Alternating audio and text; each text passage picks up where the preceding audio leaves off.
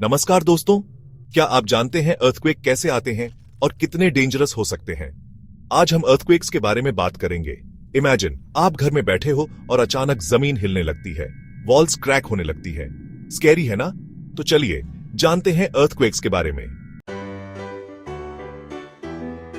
दोस्तों, अर्थक्वेक एक natural event है जो अचानक से होता है और हमें हिलाकर रख देता है।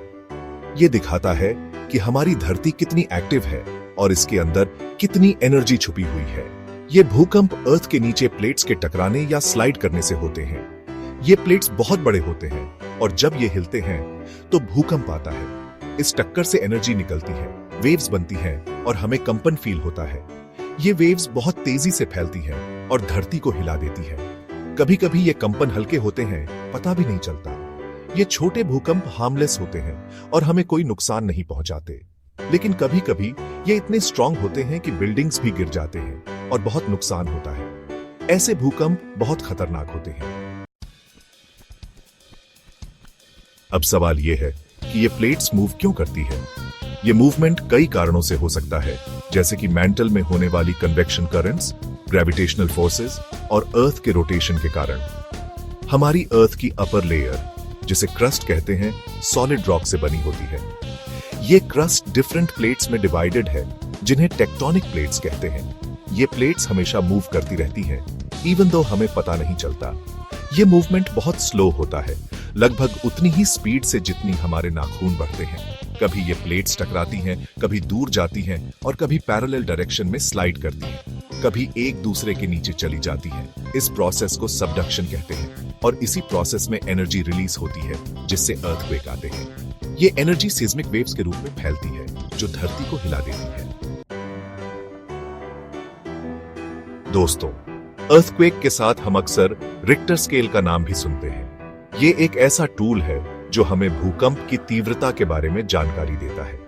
ये स्केल अर्थक्वेक की इंटेंसिटी मेजर करता है, जिससे हमें पता चलता है कि भूकंप कितना शक्तिशाली था। जितनी ज्यादा इंटेंसिटी, उतना ही ज्यादा डिस्ट्रक्शन होता है।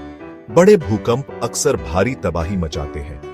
रिक्टर स्केल में 1 से 10 तक नंबर्स होते हैं, जो भूकंप की तीव्रता को दर्शाते हैं। 1 या 2 इंटेंसिटी वाले अर्थक्वेक्स बहुत लाइट होते हैं, हमें पता भी नहीं चलता।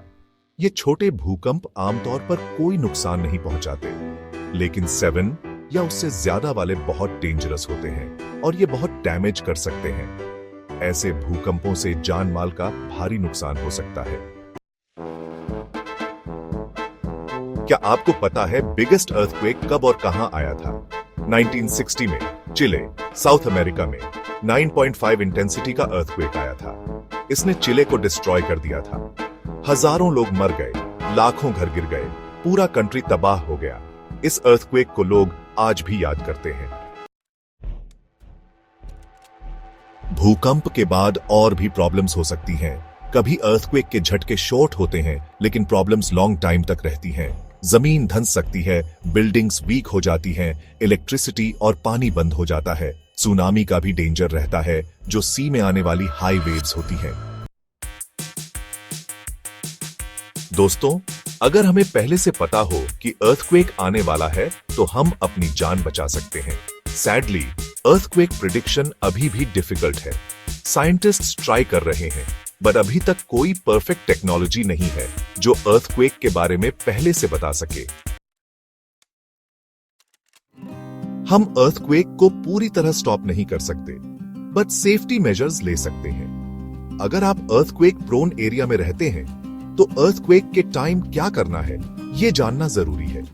अपने घर में एक सेफ जगह चूज करो, जहां आप सेव योरसेल्व्स। अर्थक्वेक के टाइम घबराओ मत, काम रहो और सेफ रहने की कोशिश करो।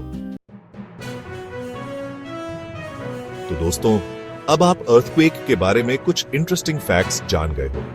ये नेचर का एक ऐसा साइड है जो स्केरी है, बट हमें यह भी सिखाता है कि नेचर के साथ कैसे रहना है। अर्थक्वेक एक नेचुरल डिजास्टर है और हमें इसके लिए प्रिपेयर्ड रहना चाहिए।